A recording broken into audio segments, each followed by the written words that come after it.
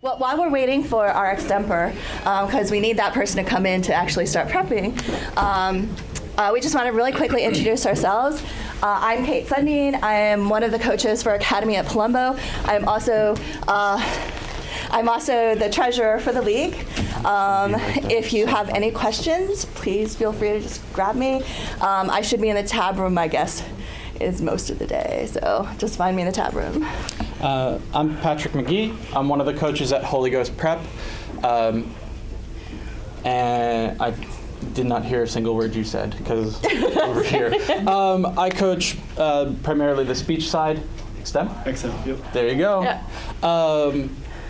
The speech side, both the rhetoric and the interp, it's performance and argumentation. Even in the acting side, you're kind of presenting an argument. We're going to be showing you a duo and what's called an OI. OI is split into two events actually that switch back and forth throughout the day. Prose and poetry, and I believe we're having a poetry. I believe so, right? Yeah. Mm-hmm. It's you? Yes. Wonderful. Hi. We're going to before they start. We're going to tell you what, as a judge, we would be looking for, and also something for you to watch out for in the performance.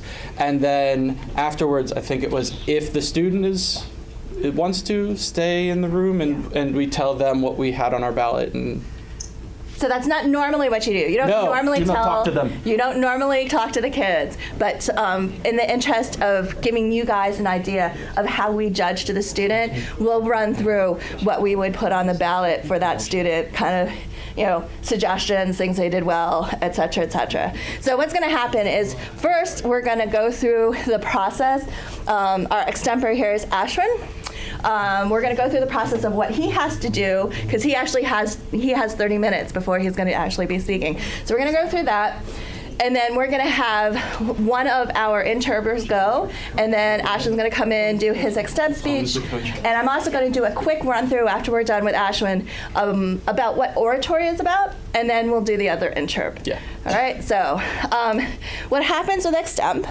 Extempers all go to this place called the Extemp Prep Room. They gather together, and one person at a time per room gets called up.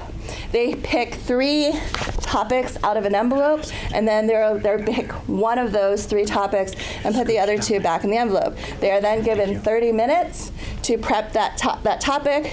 Their goal is a 7-minute speech. Obviously, if you're judging novice or JV, it's going to be considerably less than that. But seasoned veterans like Ashwin always manage to hit that 7-minute mark. So here's his envelope. He's going to pick his topic. He's going to pull out his 3 topics.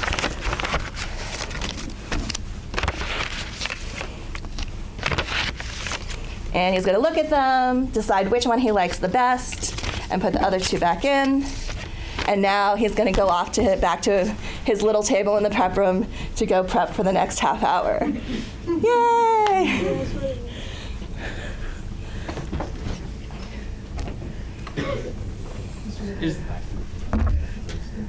Yes, of course. Is the duo here?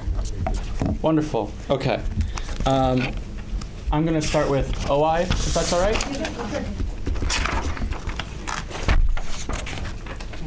You're welcome. So in OI, what you're looking for, especially in poetry, is that what we're having today? In poetry, you are looking for poetic merit. You are looking for a flow. It can be one poem that takes up the 10 minutes. It can be several poems that take up the 10 minutes. They are allowed to intercut them, meaning do part of the first one, then part of the second, then part of the third, and then part of the second, then part of the first. They can jump back and forth.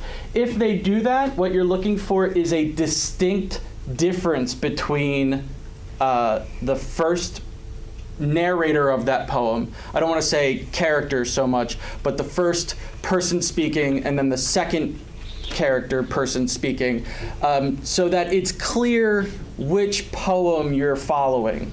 And through all of these poems, either the one or the multiple poems, you're looking for a general story arc, a general pushing of the idea of what the poetries all intertwine into. Good? Okay. After the round, I'll go over the ballot. So are you ready? Okay.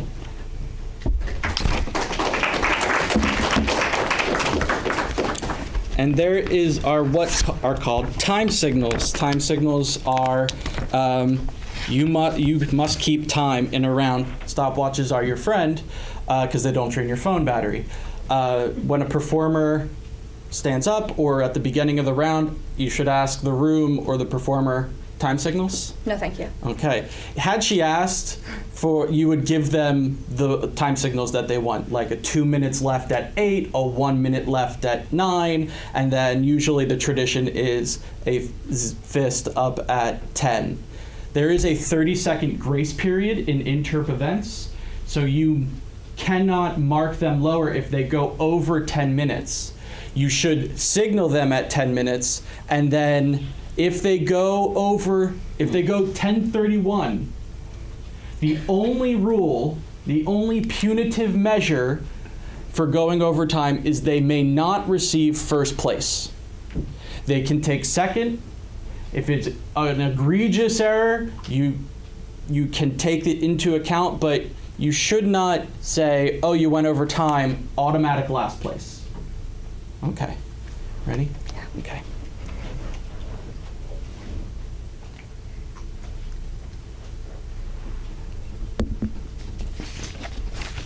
The correct way to beg for a tampon from your homegirl is with your eyes.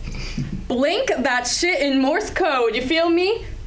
We are in a room with some sensitive children. The first time it happened to me, I tried to look inside my body and make sure there were no extraterrestrials coming out. Mama told me about menstruation, and so did Aunt Missy. Aunt Missy told a story about how when she got her period, she looked at her mama and she said, I don't want this. And I would laugh hysterically at that because, well, Aunt Missy is hysterical about almost anything, but I guess when I got my period, I didn't want it so bad that I didn't even know I had it. Menstruation is a great unifier. Women around the world share similar experiences and symptoms with getting their periods. However, menstruation is also a globally stigmatized issue. Virtually every culture has developed some sort of negative and sometimes even detrimental attitude towards periods. Through the poetry Period Days by Jennifer Fallu, the Period Poem by Dominique Christina, and Period Rules by Rach Jackson, we see the effect that this stigma has on women's lives and self-esteem. Because only until girls can love their whole bodies and all of its natural functions can we truly love our whole selves. The Menstruation Conversation, a program.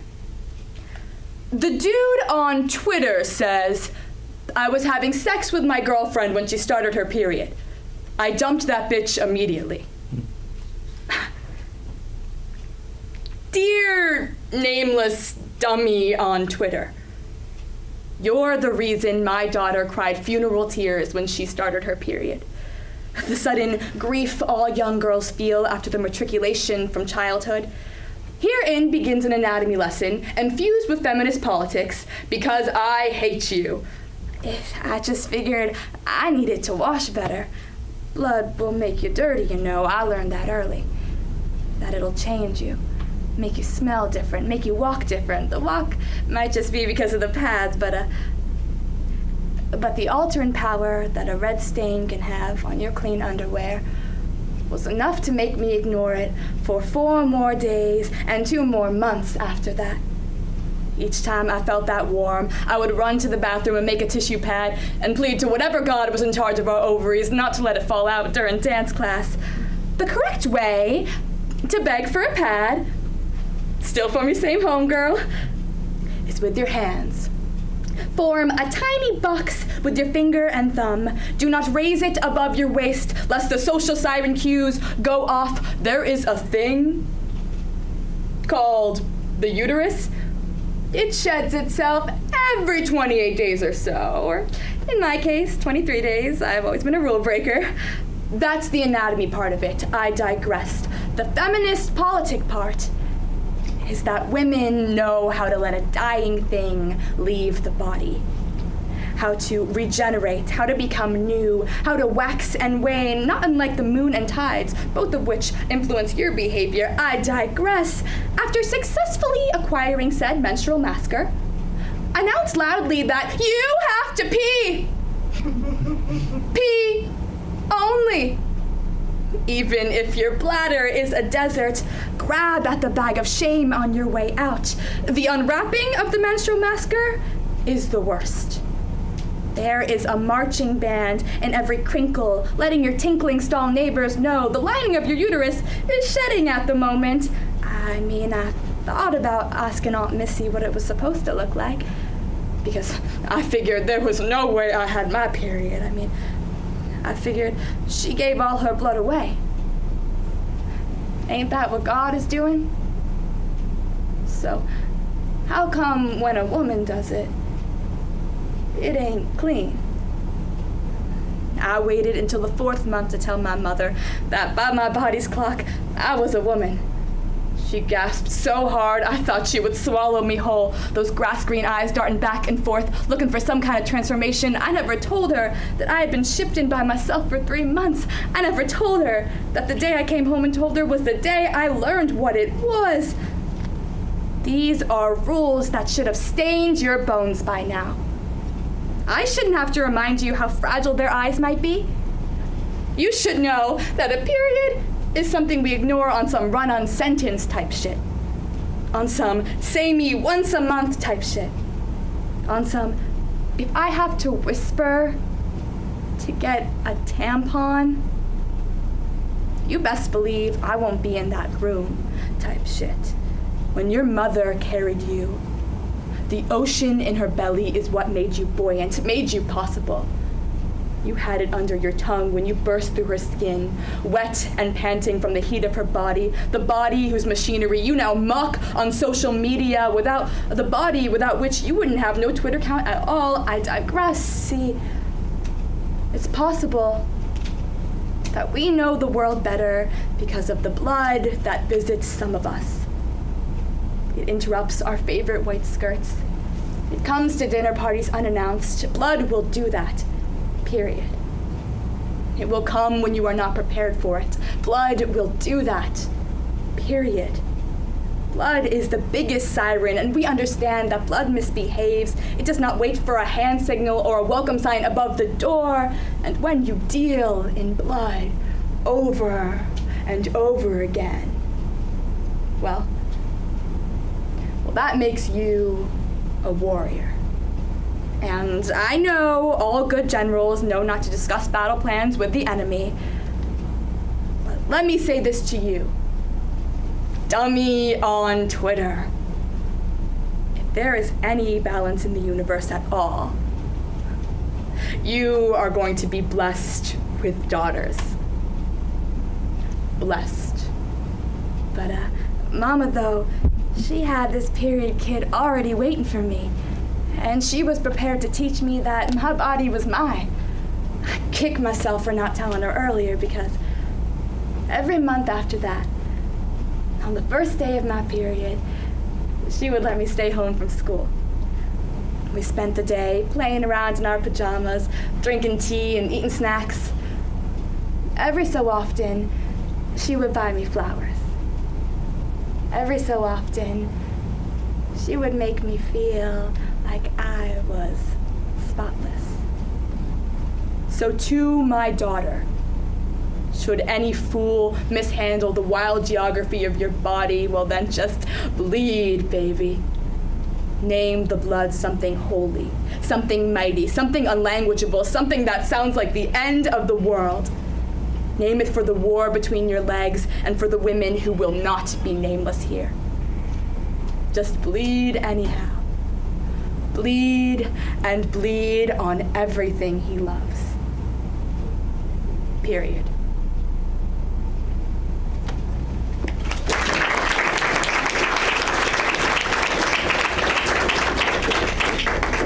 Time was 8:14. Thank you. Do we go over now, or is Yeah, it that's separate? all. Okay, I thought I'd give him a little Yeah, more he still time. has like about 20 minutes. Okay. You comfortable? Yeah. Okay. This is so weird. It's weird for me to address it. The way I judge is I look at each performer as my new student. I write my ballad as if I were writing it to my student, which means I give praise. I also am not afraid of giving direct critique. I didn't like this moment, but also don't just leave it there.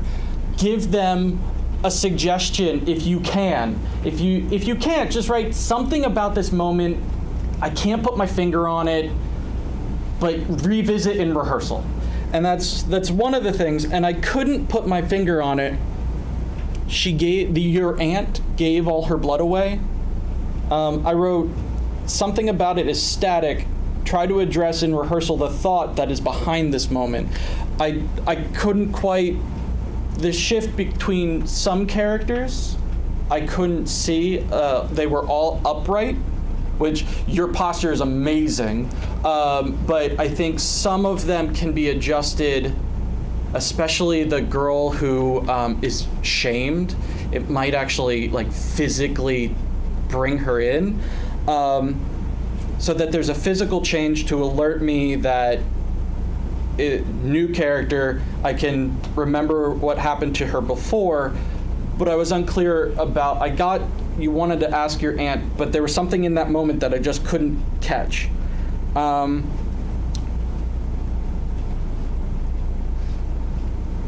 Amazing start.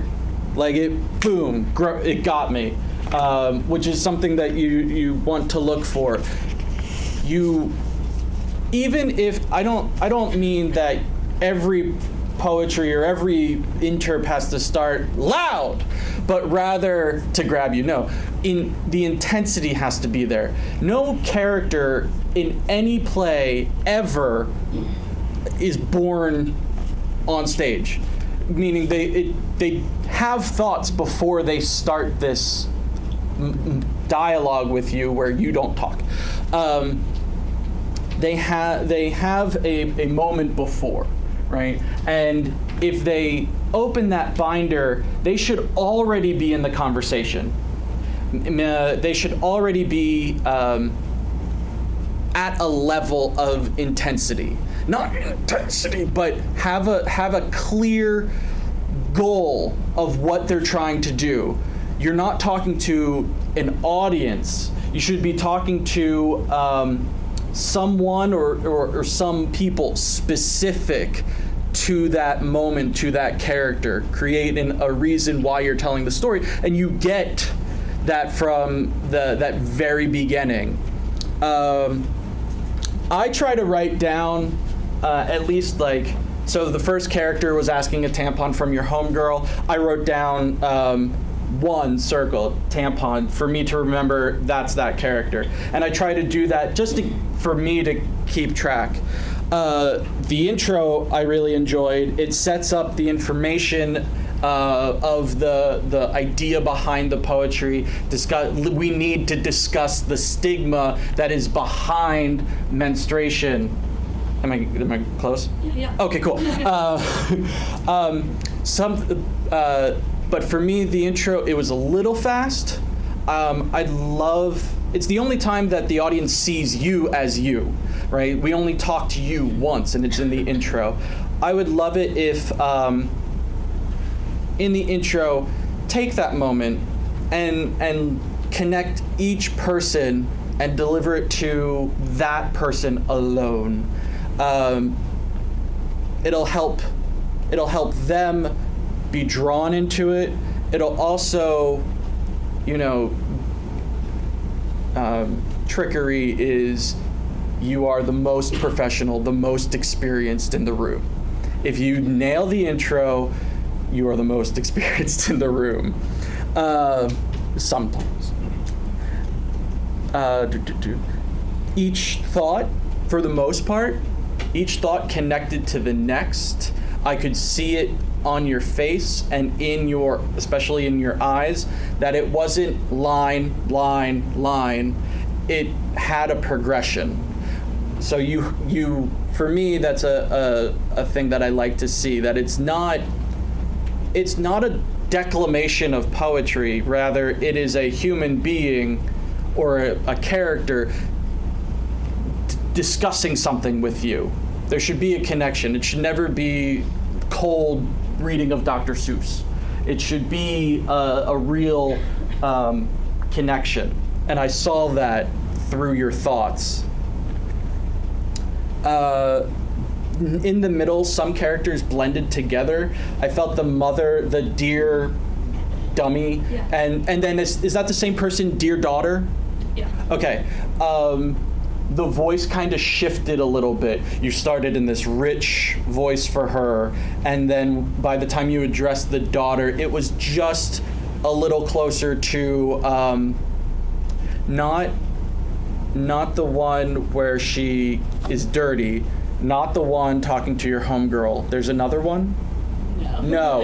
So I thought there was a fourth one that I missed the beginning of. So it must have been closer to, I guess, I don't know which, and that scares me, that even between those two I can't tell who you shifted towards.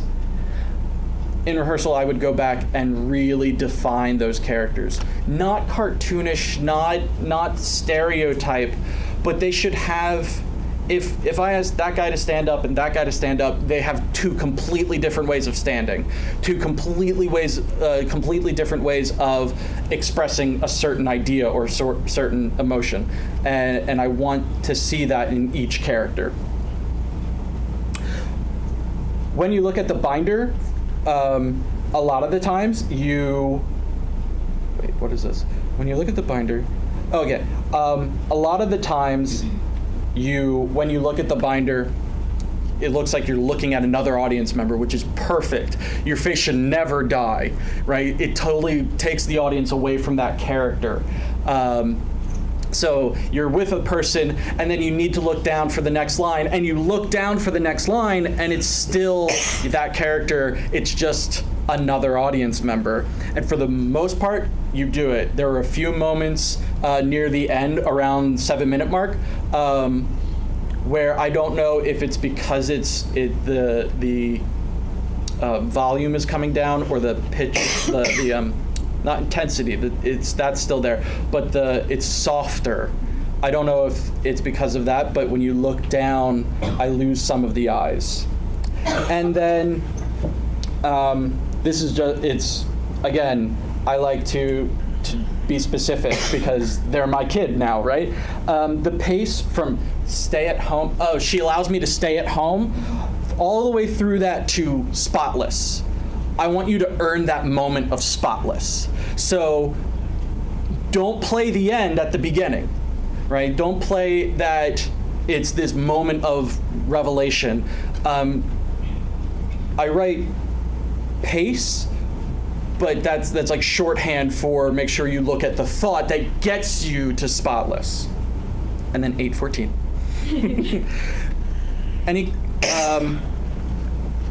Were we supposed to? We don't take questions until after we stop filming. Sorry. Okay. No, thank you. Of course. Thank you. That was wonderful. So just a little bit of direction before we get Ashwin in here to speak. What's going to happen if you're judging Extemp? Most likely, you're going to be the only person in the room, unless there's other judges. There might be somebody observing, which is allowed, but for the most part, it's really a thing between the judge and the speaker. And the speakers come in one at a time. They should come in, read their topic out loud to you, and then hand you the paper so that you can confirm that they're not making up their topic. You jot it down. Now, unlike the interp events, you always should be giving time signals in Extemp, because especially at the upper levels for Extemp, they practice and they set up their speech according to very specific timing through their speech. So they have 7 minutes to speak. Usually what they're going to want is 5 minutes down. So 5 minutes left for so on. With 30 seconds, you give them a C, and then at 7 minutes time. And just like the interp events, they get a 30-second grace period. And just like with the interp events, the only penalty is if they go 7:31, they cannot be ranked first. That is the only penalty. All right. So some of the things you should be looking for is have they answered the question, obviously? Have they given good analysis and reasoning for their answer? Do they have evidence to support their analysis? Have they then looped back around to help to explain the importance of the evidence and how it relates back to their topic? A little bit less than interp, we are still looking for performance value, so eye contact needs to be really meaningful, gestures need to support what they're saying. They're usually going to be moving during transition points, but it's not necessarily so. It just helps sometime, and most of the more advanced speakers will do that. You want them to have a professional posture, things like that. Obviously, at lower levels, a lot of those things are going to be missing. So those are the kinds of things, suggestions you would want to give them. All right, so we ready? Let's go see if he's ready.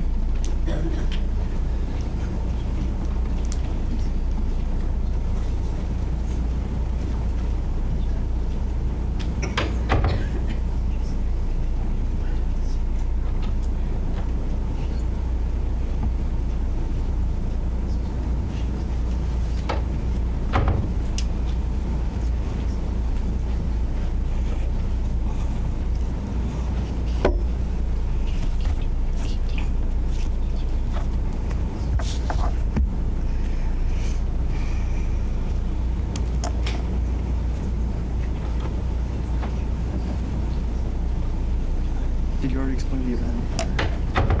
I'll just read off the question for the audience before I get started, and that is, will China support efforts to rein in North Korea's nuclear programs? 5 down? That would be great.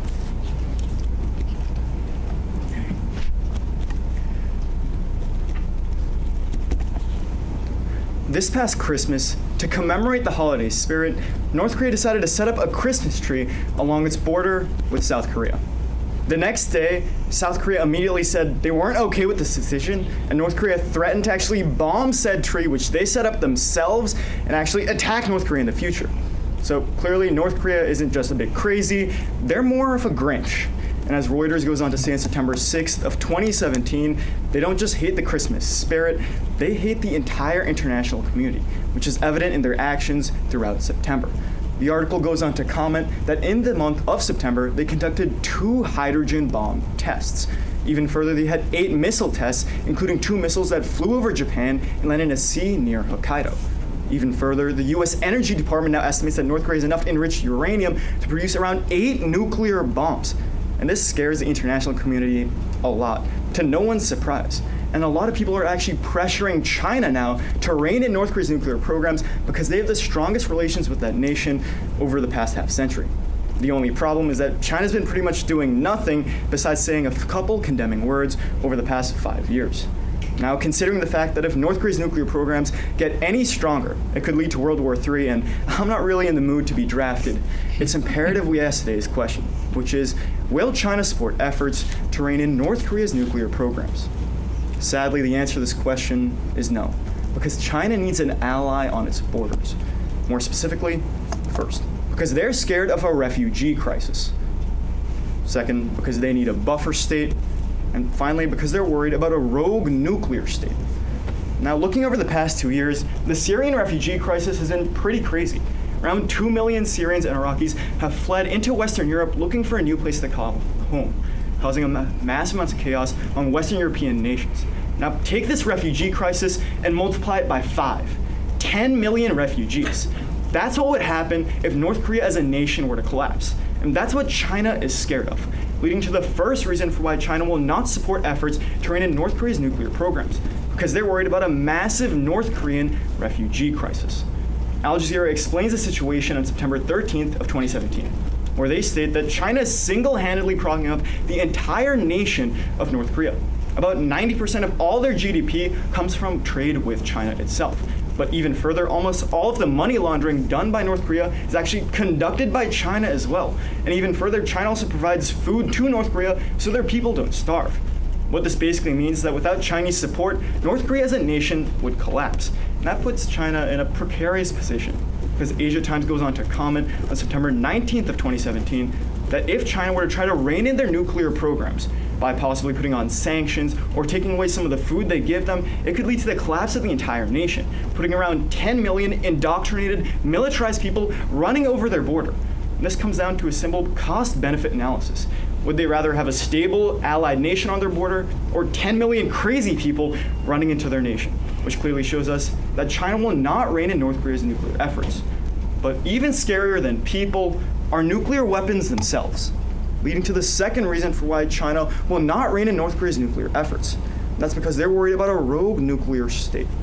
The Carnegie Endowment for International Peace goes into detail about this on September 2nd of 2017, where they basically explain that in the eyes of a lot of Americans, Kim Jong-un might seem crazy due to stories like he's banning the word irony because he's scared that all of his people only support him ironically.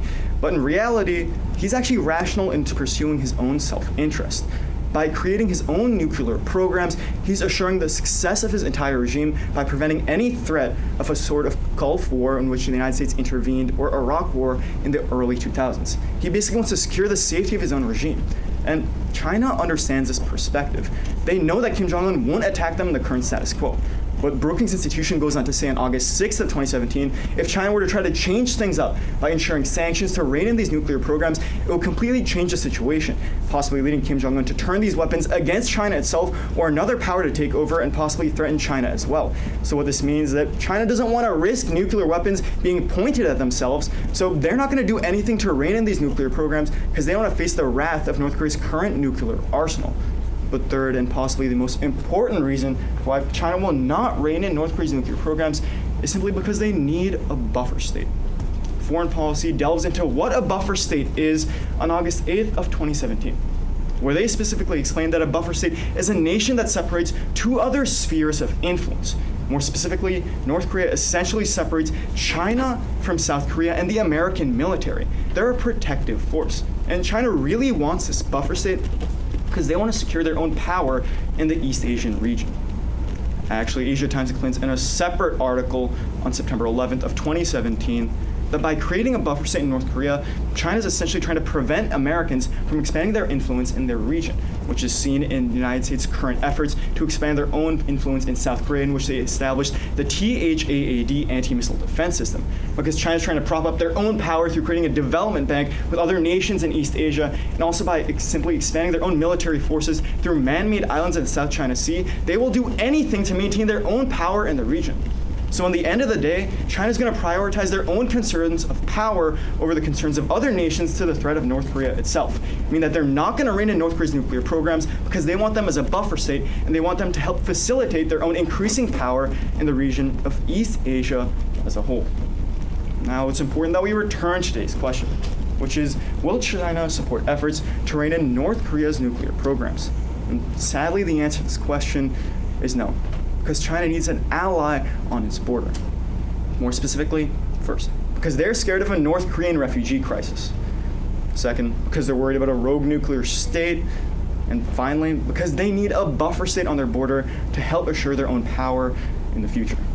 Now, China clearly isn't going to do anything because they need North Korea on their borders, which means that in the future, the international community will have to be more worried about their own national security than the threat of North Korea to Christmas spirit.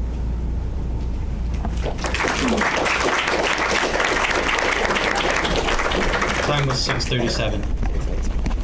All right. So, well, he left, but I'll still run through the ballot. I'm going to address kind of the performance stuff first and the speech stuff second. So when you're judging Extemp, you do want to prioritize content over performance, but performance is still pretty important. So he had really great eye contact. It was meaningful when he connected. It wasn't just kind of scanning around, kind of hoping that there occasionally eye contact would happen. His vocal pacing was really good. He used pause really well to emphasize his points. One thing he could do a little bit better is maybe manipulate his volume a little bit more, but again, this is Extemp. He doesn't have to go crazy with it. He's not acting, he's delivering a speech. He had good use of facial expression to help support the things he was saying, especially to differentiate between when he had humor and when he was addressing more serious topics. And generally, his gestures were pretty on point. There are a few that were a little superfluous, but for the most part, they reflected the points that he was saying. So that's the performance piece. For the content, he had three clear points to support his answer. Of them, the most compelling subpoint was his point about China not wanting a refugee crisis, because that would actually have a very large impact in terms of the Chinese economy and local Chinese politics in the region, et cetera, et cetera. And he tied that back really well. His other 2 points, which he actually flipped, not sure if he knows that, he flipped that. He originally in his introduction said he was going to talk about the buffer state first and then talk about the rogue nuclear state, but he swapped those. Which is a little bit unfortunate because the buffer state point was actually his weakest point. So for what I would write on the ballot for him for about his third point is that it wasn't really, the point he was trying to make wasn't really that China wants to have a buffer state, but instead that China has other priorities in the Pacific Rim region than caring about what their current strong ally is doing. So they're concerned because the evidence that he presented was evidence that shows China's concerns with dealing with stemming the U.S. presence in the Pacific Rim, and not the U.S. presence in relationship to North Korea in the Pacific Rim. So when you're judging Extemp, what I like to do, and you can see like this whole half of the page here is actually my outline of his speech. And then I jot down notes next to it about whether or not each solid point analyzed well, weaker point, and then a couple notes about why it was a weaker point. It's a kind of just a generally a good idea to do that. In terms of his nuclear state point, it wasn't quite as weak as his buffer state point, but it was still, he spent more time on it than he had evidence or analysis for. So it was an important point to include that China doesn't want to draw the ire of North Korea. But he spent more time on his speech than it actually added to his speech. So he definitely could have added more analysis to that. And I think that's it. Yeah, that's it. So super fast before we move on to the duo, I said I was going to explain a little bit about original oratory, which is the other rhetorical event that we can do. So for original oratory, students pick a topic of interest to them. They write a speech. The time limit is 10 minutes. They memorize that speech and then they deliver it. And most competitors in oratory usually compete with the same speech for the entire year, just making revisions as they go through the year, as they get suggestions from judges, as they see weaknesses, they'll make revisions and rememorize and then keep delivering roughly the same speech.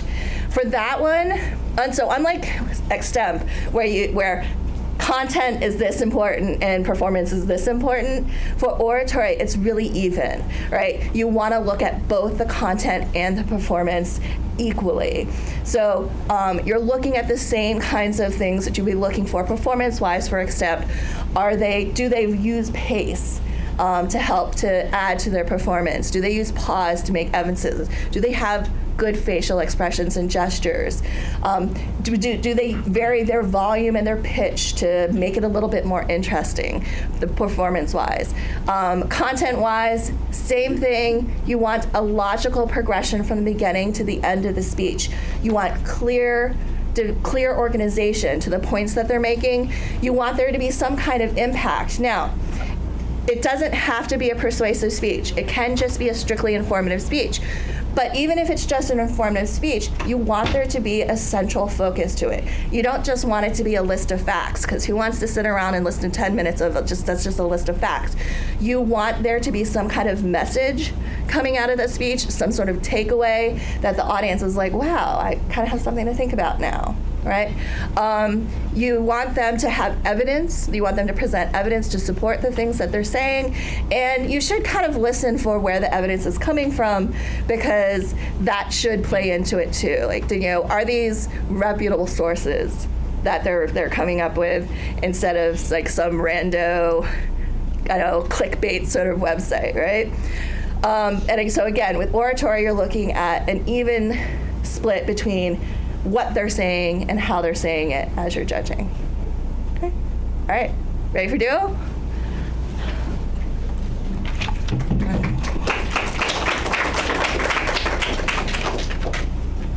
The t-shirt. With duo. The rules of duo. There's a lot of them. I know. Duo. You have a partner. You are not allowed to look at that person. You are not allowed to make eye contact with that person. Your focus must always be off stage, away from that person. You may not touch that person. You can mime it. You can get as close as humanly possible. Go ahead. And then you can put your hand on their shoulder. That's about as close as you get. Those are the big ones. You can move. You want to make sure that the movement is justified, and it's not just they're in a coffee shop and all of a sudden they're way over here for no particular reason in the script. You are looking for very similar things to poetry. You're looking for characterization. Is it consistent? Does it fit the piece, the script?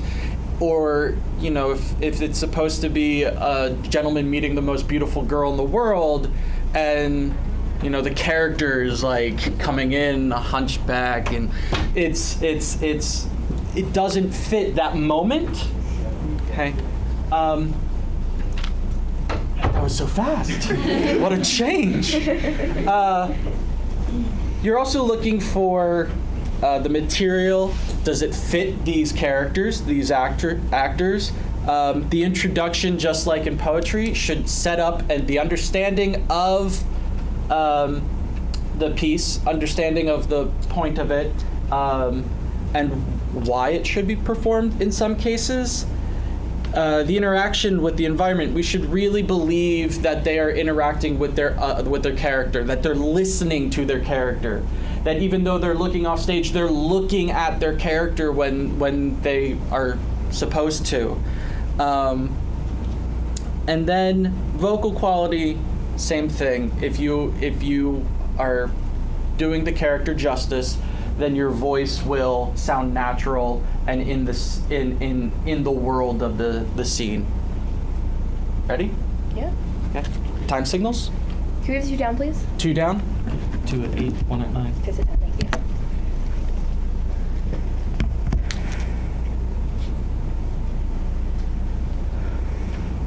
The ad for my condo building read safe, secure, quiet building, occupied by single, mature adults. It sounded perfect for me. Hey, neighbor! It wasn't. I got this giant blow-up Santa for the front yard and this elf guy that flops over in the wind and flashes you with striped skivvies! Celeste was not quiet, secure, or adult. In fact, if you called her any of those things, she'd probably smack you. The condo committee will love it. Trust me, they wouldn't. Even though none of the neighbors talked about it, we all knew Celeste single-handedly drove down our property values by 23%. Hi there, neighbor. Welcome. Consider yourself at home. Consider yourself a part of the family. Oh, you know it, join in. Pineapple on pizza. Dipping your fry into your milkshake. Using a donut as a hamburger bun. Sometimes the things we believe wouldn't go well together turn out to be freaking awesome. Join Celeste and Millie as they transform from strange bedfellows to the closest of friends in My Quiet Neighbor. By Ira Brodsky. And Barbara Loda. Well, don't just stand there with the box in the hand. Come in and give your new neighbor a big bear hug. Oh, Come on! I don't have any lights. No. Oh? Got them from volunteering at the homeless shelter.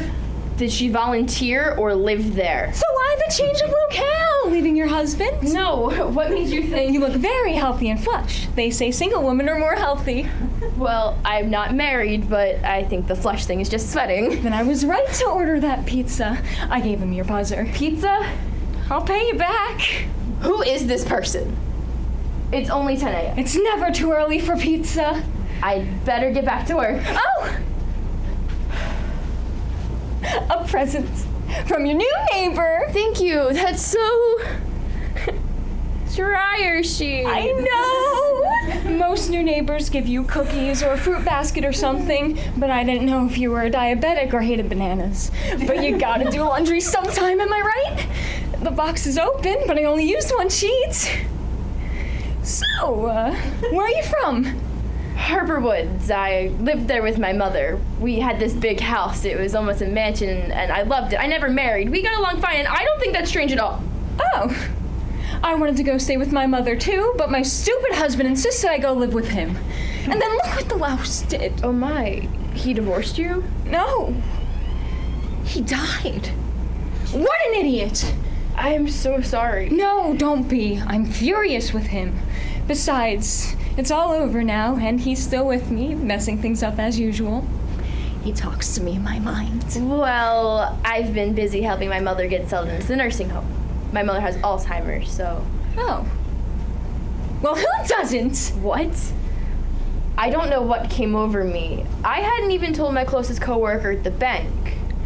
But her reaction was oddly perfect. Who isn't getting Alzheimer's? I walk into the room, come in for something, forget what I came in for, then I forget I'm even in the room. Do you do that? Well, Oh, geez, stupid me. Speaking of forgetting, Celeste H.E. Roster. The H and E stand for polyester, not to be confused with polyester, which is some cheap fabric and not my real name. Not that I'm not cheap. You? Millie. No, not the name. Are you cheap? Occasionally. Celeste drove me crazy. She didn't chat, she chewed your ear off, and when she was finished chewing, she spat it out and stomped on it. When she said she'd be by for a short visit, the only thing short about it was the cash she had on hand to pay for the Chinese food she had ordered delivered to your buzzer. Mingwu, I love your crab rangoon. Rangoon! She sang music at all hours with her own made-up lyrics and frequently invited me to her cat's birthday parties, which she coincidentally also invited weird single men, all whom she had met at the local donut hole. But even stranger than that was that somehow, over the next year, she had actually become my friend. She even came with me to visit my mother at the nursing home quite frequently. She had a real connection with, Bingo, bingo! That round lousy wench keeps screaming and waving her card around. She likes to be some big shot because she plays 4 bingo cards at once, but you can't follow 4 cards! Not when you can't even remember your own address! the poor thing. Poor thing! She almost ran me over with her walker. She's a lunatic, very hostile. Move, you little lord! Jeez, what are you, blind? Well, maybe Bingo Lady's just jealous. I did see you talking to her guy Eddie earlier. Oh, he's not her guy. But he is cute, isn't he? Celeste, he's like 83. I've always liked older men. That's not older, that's like liking Santa Claus. Oh, whatever. Santa's into your mom anyway. Do you see the way he shares his rice pudding with her? Very nice. Oh, touchy. How do you get that from pudding? Oh, come on. It's not like your mother won't kiss and tell. She's my mother. Fine. Great. My mother has better luck in a nursing home than I have. Hey, you will. I believe in you. Let's have a girls' sleepover this Saturday. We'll draw up a dating plan. A what? It's a war, Millie. You need a strategy. I'm busy that day. It'll be fun. Did you say busy? With what? Well, yeah, my Aunt Robin, she's lending me her cabin. I told you. No, you didn't. Alone? That was generally the idea. Oh. And just because I take you every week to go see Mom doesn't mean you owe me anything. It's not like that, Celeste. It's just I wanted a me weekend for me, not you. Oh, come on, I'll be quiet, so quiet, please. Celeste, I just want some peace and quiet. Okay. We arrive at the cabin at noon. Oh my God, look at that view! Oh my God, it's gorgeous. No, not that view, that one, the ranger in the tight green pants. I suggest we walk up to the National Park Lodge. It was perfect. Middle of the winter, dead of the week. Hardly anyone there. I sit down by the fire as it warms my feet and I begin to read. You won't believe that hot chocolate, real stuff. Celeste, I'm... Oh, right. Shh. Maybe I'll go for a snooze. I want to be all ready for our date. Date. Just a couple guys gonna take us skiing later. Celeste, read my lips. Understand me. I want quiet. And who says they won't be quiet? They're Indians. The guy I set you up with seems like the brooding type. Great. You set me up with a quiet Indian serial killer. I said brooding, not murdering. And I meant that they were from Indiana, not Indians. I don't know what I was talking about. I'm getting old. Celeste, I just wanted peace and quiet. And you will! We can be quiet all day before the party and then all day tomorrow before you ski.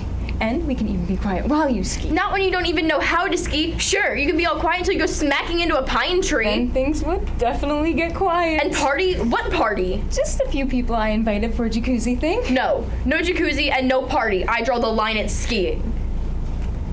Then you will ski? If it gets you to leave me be for the rest of the weekend, I will. Fabulous skiing it is!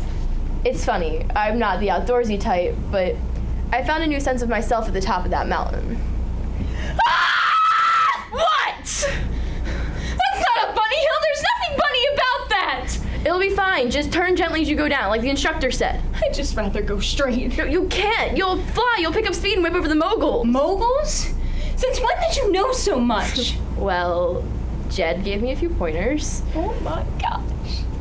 You like the Indian man? Who knew you'd like the brooding? He's not Indian. He's from Indiana, and I don't know yet. Who cares? You like him. That's great. I'm glad to hear. Now let's get off these slopes because I'm wet and cold. I'm gonna die off this pumped up bunny hill. Don't be ridiculous. Just turn back and forth and bend your knees as you go down, like you're picking up a suitcase. Turn?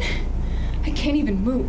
Just bend your knees. You'll be fine. Oh, I can't do this. Come on, we'll do it together. I'll just count to 3 and push off. Sure. We'll count 3. You go. I'll jump. Can't wait. Great. 1, 2, 3, push off.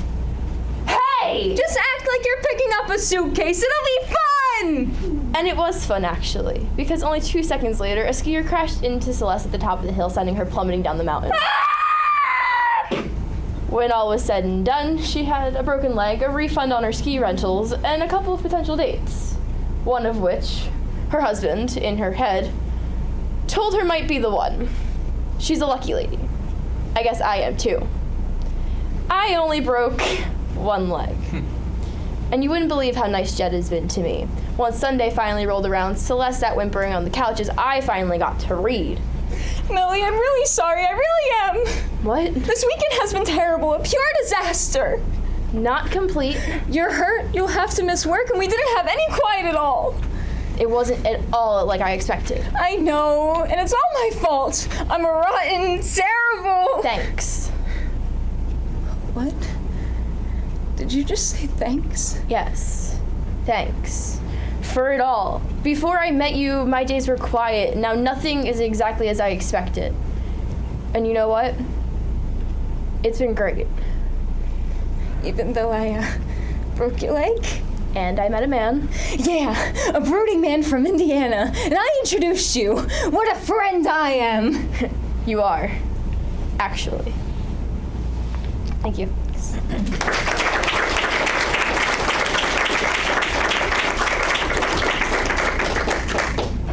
I am so sorry that I did not give you time signals. I completely forgot because I got into the script.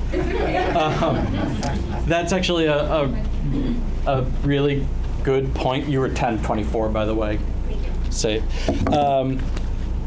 if you do get sucked into the world of the play and you're enjoying it so much that you forget to give time signals, and they go 1031, you were supposed to give them time signals. They would have adjusted their performance. You cannot penalize them for your mistake. So if you had gone like 1040, I would have been like, you went 10-4. Like, I wouldn't have announced the time in the round. I would have been like, I would have written it down, and then I would have also circled it and told Tab Room that if they look at the time, it's 10:40, but I did not give them time signals. Okay, so that there's no question about like, oh, they should have been penalized. I split it up. I split the ballot up. So, and then I like to give notes even before the characters' names are introduced. So you are glasses and you are t-shirt.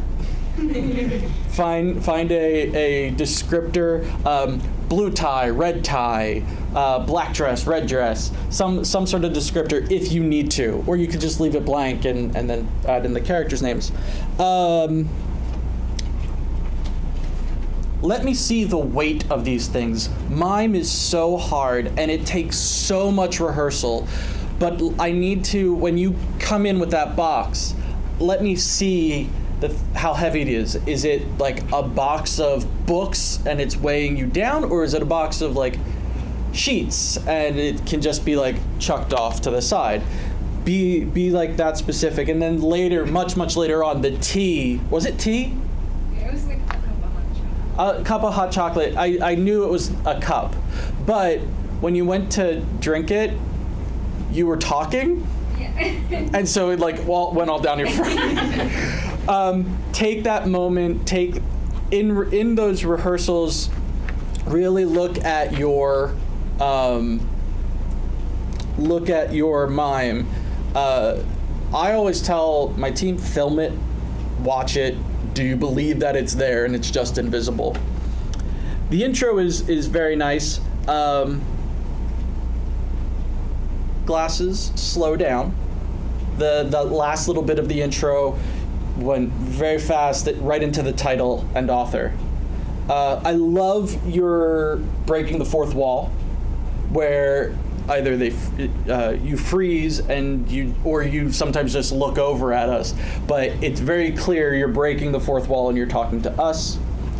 Back to mime, when you handed over the dryer sheets, they changed shape, worked together, and that's something that I saw a little bit throughout. Some reactions to each other and some interactions with each other seemed rehearsed, which is a good thing, right? Like, you clearly are rehearsed, but it has to get to a point where you rehearse it so much that you forget it, and you're really listening to the person, and that can be done in rehearsal really well. The car, I wrote steering wheel on wrong side. It's just a little thing, but it caught my attention. The movement was good. I think there's a little bit more to explore there. Rather than back and forth, I would try and create like a 3D floor plan. Especially in the car, it seemed very long in the car and static. The scene just sat there and stopped.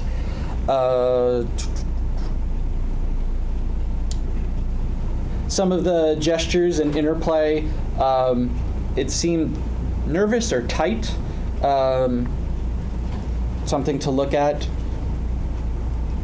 And those are my notes. Oh, no, wait. I forgot. I ran out of room, so I had to go to the front. Story is great. I think pay attention to the character arc now. You've got the story and you've got the plot. Look at the character arc. Where does Celeste start? Like, what type of person is she? And go like scene by scene, moment by moment, and look at what is the shift? What in that scene is changing her to the end of the final moment? I can't remember both of their names. Millie. Millie especially, she's our main character. She's brand new to this building. I want to see where she starts, and then by like the shift of becoming friends and then getting annoyed and like yelling at her and then thanking her and the resolution. I want to see change by change, and it's not there yet, but I can see it getting there. Those are my notes. Okay. We're supposed to turn off the camera. I actually think we're supposed to do super quick the Congress showcase. Oh, Congress showcase! Yeah, just Some people showed up for that? Okay, Yeah. awesome. let me go get the kids.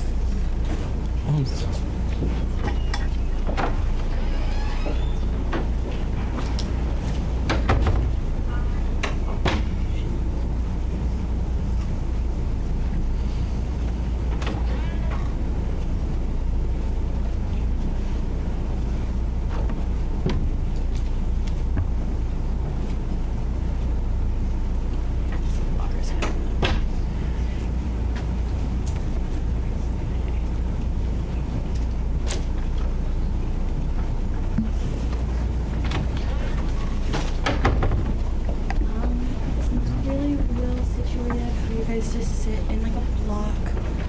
So just kind of, fill in where you can.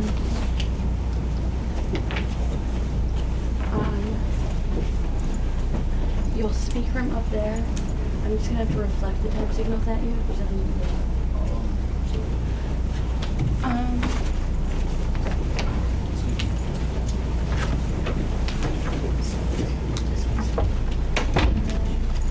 You need to see 10 pieces. Here, you can sit.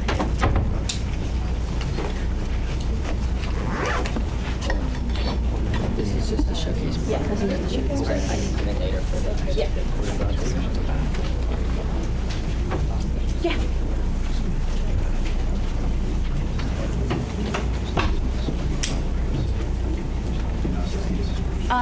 You can do whatever you feel is best.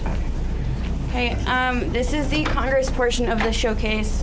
We're gonna have an authorship, 2 minutes of mandatory cross-examination, first negative with 1 minute of cross-examination, and then I'll give my feedback, explain what went on, tell the speakers what they did well, what they could have improved on, and then I'll take any questions if you guys have them. Okay. All right, author. I'm Senator Adams. I'm the author. I'm at the leisure of all this above me. So when the judge is ready, I'll begin.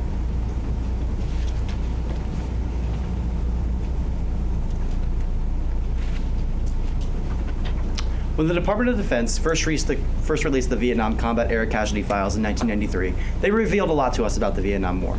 But most startling is this fact.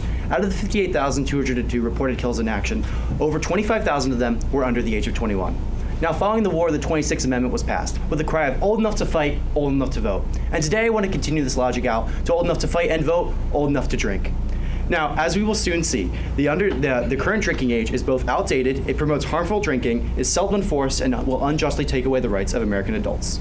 So now in 1975, half the states actually lowered their drinking age following the passage of the 26th Amendment, logically thinking if you can vote and if you're an adult, you should also be able to drink. Now, President Reagan signed into law the National Minimum Drinking Age Act, which compelled states to have to raise their drinking age back up to 21. Now, this bill seeks to give that power back to the states. And we will see that this is outdated because, as the U.S. National Institute of Health reported in 2013, the drinking age prevents around 1,000 DUI fatalities a year. Yet, they point out that they consider every age and not just people ages 18 to 21, which is initially what the bill was targeted to do. So clearly, it doesn't even do its initial goal. And so now, moving on to my second point, we see that how this promotes harmful underage drinking. Now, the CDC reported in 2017 that annually 88,000 people die from alcohol-related deaths, showing that alcohol abuse is really a larger problem than any of the DUIs that we've seen. And in addition to this, the NIH's Alcohol Abuse Institute reported in 2017 2017 that 26% of those 18 years and older engage in the most harmful form of drinking, which is binge drinking. Now, the same report found that the most drinking out of any age demographic occurs at the ages of 18, 19, and 20 years old, and additionally found that college binge drinking is the primary cause for all U.S. alcoholism. And now we also see that the National Academy of Sciences found that the reason behind this is because students themselves report that the reason they binge drink is due to the fact that they have lack of usual access to alcohol, and that our culture strongly enforces that they should binge drink because it's illegal. And now we also see that while there's an illegality in the status quo, we have this as seldom enforcement. So the U.S. Department of Health found that half of high school seniors have reported that they've drank alcohol in the past month, basically saying that a lot of people drink. Now, the U.S. National Library of Medicine found that even though that this is basically caused by the lack of enforcement rates by police, there is only 1 in 100 checks for every illegal purchase of alcohol in the United States, and an only 2% enforcement rate on college campuses, basically meaning our laws are not being enforced. And now, in addition to this, the UN data supports that the countries with a lower drinking age tend to have lower levels of alcoholism. However, because the United States has a sort of de facto legalization, we don't actually see these benefits as we pressure kids to engage in the worst kind of drinking, which is binge drinking, as I've already mentioned. And now finally, we need to look at why exactly we're doing this. So now we see that we take away the rights of adults, and as the Yale Law Journal points out, we actually see that the age of majority is basically being overruled. What this means is that we're saying that they're only adults when they're facing execution, when they're buying a gun, when they're voting, when they're doing almost every other right that we normally have. So why would we do this? So as we see, it's outdated, promotes harmful drinking, it's seldom enforced, and unjustly takes the rights that we see in the status quo. So thank you, and I urge you to affirm. Thank you for that speech. Because it is an authorship, we're now in line for 2 minutes of cross-examination. Questioners, please rise. Is the brain fully cognitively developed at the age of 18? No, it's not. Brain development occurs all the way up to the age of 26. So if you're actually going to use that argument, then we should ban drinking for 26-year-olds. Right, so your assertion was that the reason there's so much binge drinking, the reason it's so prevalent is because of the lack of enforcement. Why would that enforcement exist if we simply lower the drinking age? The enforcement wouldn't exist at all, and my argument is that the lack of enforcement would encourage more acceptable social drinking, which would not be binge drinking, and that's what the psychological research supports. By affirming this legislation, aren't we just increasing cognitively in people who are cognitively undeveloped to drink? Yes, however, as my last statement points out, that there's a hypocrisy here, because U.S. law already says that 18-year-olds are adults, so they should have all the rights of an adult. Would you see any deleterious negative effects if we loosen our enforcement on underage drinking? No, considering in the status quo, so many people drink already. Like I said, like 50% of 18-year-olds admitted to drinking in the past month. So the legislation I know calls for a reduction in traffic funding if if their states are found to be in conflict. Isn't an 8% reduction in federal funding a severe decrease? Yeah, that actually comes from the National Minimum Drinking Age Act. I revised it in the bill, so we force states to have 18 as like the mandatory minimum, because I think that the drinking age shouldn't be lower than 18. So that's already something that happens in the status quo. But for 21, I just revised that. Thank you. All right, so you cited evidence from other countries that says lower drinking ages are better for reducing traffic fatalities. Do you have any evidence of that, but from the United States of America? No, not in particular about actually what lowering that, because that has not been looked at. But what I've already pointed out is that only 1,000 are basically prevented a year, and we already see that alcohol abuse is 88 times more detrimental to our society than that. Okay, 2 seconds left. Chair will absorb that. Seeing it, that was the first speech and affirmation. We're in line for the first negative. Mr. Binder. All right, so that's Senator Binder, spelled B-I-N-D-E-R, giving the first negation speech of today, and probably the last one. Yep. All right, whenever you're ready? Yep. So Mr. Adams walks into a bar. He orders a drink, but the bartender doesn't give it to him. That's because he's not 21, or even 18 for that matter. And in fact, he drives home, and he doesn't get into a car crash because he's not drunk. And it's because of the immense growth we've seen in a reduction in traffic fatalities since the 1980s, when we first raised our minimum legal drinking age to 21. In order to preserve that growth, we stand in the negation today. And first, we failed this bill today because a non-standardized drinking age promotes dangerous behavior. Now, Mr. Adams, because your bill simply allows states to now lower their minimum legal drinking ages, but doesn't compel them to, it's safe to assume that some states will retain their minimum legal drinking ages at an age of 21. In fact, a July 2014 Gallup poll shows that 74% of Americans oppose your proposal to lower the drinking age to the age of 18 from the age of 21. But the issue with this non-standardization is that those who are under the age of 21, but who live in states with minimum legal drinking ages of the age of 21 and near states with lower minimum legal drinking ages will simply now travel to these states with lower minimum legal drinking ages in order to acquire alcohol. Mothers Against Drunk Driving term this phenomena blood borders, because after the teens obtained alcohol, they often drove home drunk and got into deadly vehicular accidents on the way home. According to an October 2010 National Institute for Health report, since the early 1980s, when MLDAs of 21 were brought into effect across the entire country, alcohol-related traffic deaths per population have been cut in half. To an estimated 1,000 lives saved every single year, with the greatest proportion of clients among those aged 16 to 20, the exact demographic you said this law wasn't effective for. We cite evidence from the National Institute for Health that says the opposite. But next, if we pass your bill today, we'd be bringing back these blood borders that end the lives of far too many of our constituents, not prioritizing safety. Next, vote against this bill because a minimum legal drinking age is simply better than one of 18, regardless of state. Research in 2005 by Alexander Wagner of the University of Florida College of Medicine and Tracy Toomey of the University of Minnesota School of Public Health examined the effect of first decreasing the minimum legal drinking age, then increasing it, found that all 46 high-quality studies that showed an effect demonstrated that the age 21 drinking law saves lives. That's because college students who had been high school seniors in states with the MLDA of 18 had a different culture. They were encouraged to drink, and not responsibly, Mr. Adams. They were encouraged to drink, and in fact, we saw higher rates of binge drinking when they went to college.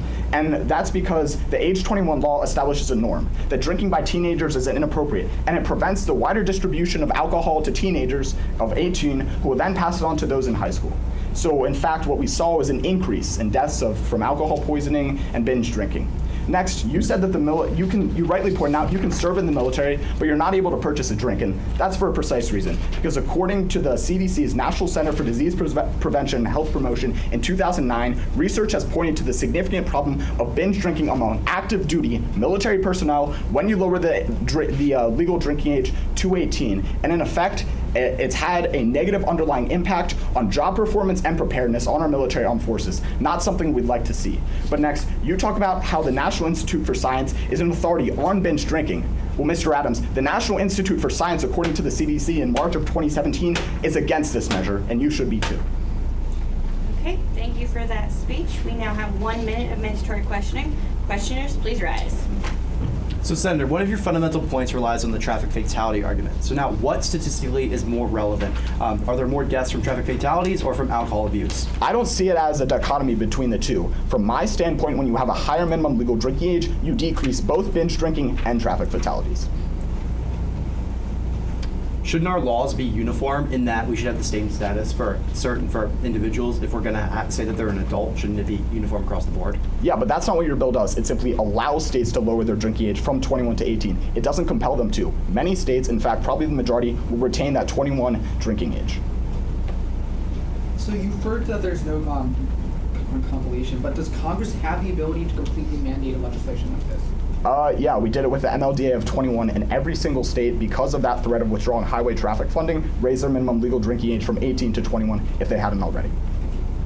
Okay, 4 seconds left. I'll observe it. Barring any motions, the speaker can be seated. Thank you. Okay, so that's what the first cycle of a Congress round would look like. You had the author who laid out what the legislation is, what he would do, why he would do it. You had the negative come up and say why this is a bad idea. They set the tone for the debate. So I'll first go over my points for the first affirmative speaker. Introduce the topic at first. The judges may not have seen the ballots, so the chances are that most people in this room didn't know what you were talking about. At first I thought you were talking about the military. Then you switched to drinking, and that took up too much time. You have 3 minutes to convince me that we should lower the drinking age. So you need to use that time wisely. You talk about a lot of different parts in history, and it's good to bring in the historical context. But again, with the 3 minutes, You really need to give us the information that we need to know. Tell us why that has any impact going forward and how that's going to influence current choices. So be careful with your history that you don't go on for too long. You're about 45 seconds of history and intro. That's a bit much for Congress. You had some pretty good citations. Work on finding some things that are really current, or give me the year, because if you say the National Institute of Health, that's great. That could have been 2008, that could have been 2017. So if you're gonna try to win a round based on citation, or you're gonna try to be more convincing, then give me a date that I can cling to so I can try to see, is this analysis really grounded in reality? You brought up the CDC and the alcohol abuse. You need to link that better to why the drinking age should be lowered. If you talk about college binge drinking, you really need to show the impact of that. You need to show that the status quo will change. Just because 18-year-olds can get it, they may still binge drink. You also, on that point, need to address the fact that there are students under 18 in college. How is this going to affect it? Is the propagation still going to continue? The last thing that I really wanted to see, I really wanted you to lay out the legislation. Tell me what's going to happen, because chances are the judges are not going to take the time to fully read the bill. So if you want to be effective, tell me exactly what's going to go on. Tell me, this percentage of the highway funding won't be affected, because I didn't know that was in the bill until the next speaker brought it up. You should also just make sure to impact, really give me a reason to believe you. It'll make your speech stronger, should help you win more votes. And in the cross-examination, you brought up statistical relevancy. That is some hazy area unless you have statistical evidence that his stats are not as important as yours, and I'm looking for a t-test on that, which I doubt you will be able to do by hand. Phrase it differently. Say, well, what's the impact of this, and is that really more important? So it's just a little phrasing impact. And then on the first negative, you did a really good job of getting up there and refuting his points. And that's what I'm looking for. A negative speaker should have prepared remarks, but they should also be able to adjust on the fly to what's been said before them and reference individual speakers. And he did that well, given there was only one speaker before him. You talked about how this is going to be more dangerous, and you brought up a state-by-state difference in the drinking ages. The one thing with that is your internal link to the Gallup poll was a little missing. Yeah, I know that public opinion polls are important, and you got to that people are going to vote, and the constituencies will impact the electors' decisions, but you need to make that link a little more clear. I really want to know, why does this matter? Because when you threw out the Gallup poll, I was like, okay, he's done research, why do I care? But it was a good incorporation of statistics. You kept saying MLDA. Just the first time you use the acronym, tell me what MLDA is. I know what it is, but your judges are going to be looking to follow, and when they're writing, 30 plus ballots in a short amount of time, just give them a reminder. The refutation was good, the cross-examination was good, you knew when to hold your ground, you knew what questions to ask to really make your point and strengthen your argument. And again, to our other cross-examiner, you were good. You took the time to carefully think through a question before getting up and asking, what could have been a poorly thought through question that kind of just would have been a little bit of a waste of time that could have detracted from your overall performance. That was a great example. I think both speakers had good speeches. You were easy to understand. You weren't too fast. You adjusted to the time. I will say you both went over the 3-minute mark. Congress has 3-minute speeches, and usually they'll have a student presiding officer to gavel them down. I wasn't able to do that without any kind of hard surface. But if they go over that 3-minute and 5, 3-minute and 10-second mark, that should weigh into your judging.